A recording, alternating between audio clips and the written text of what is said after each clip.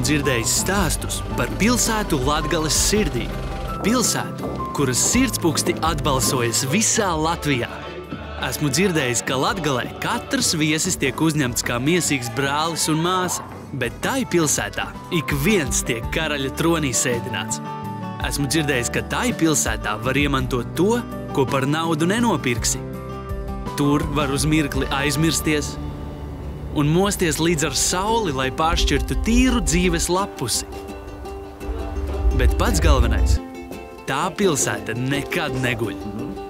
Tai pilsētā ir tik daudz krāsu, smaržu un emociju, ka ar vienu dienu nepietiek, lai visu iepazītu un izbaudītu.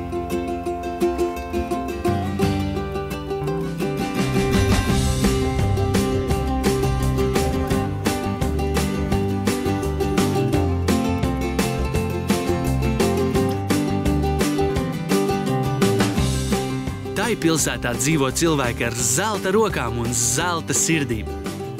Tā pilsēta nedala cilvēkus labajos un ļaunajos, savējos un svešos. Tur visi jūtas kā mājās.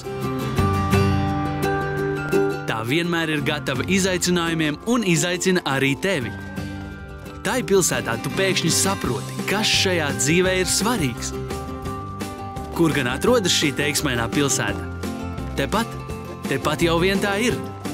Rēzekne, pilsēta Latgales sirdī.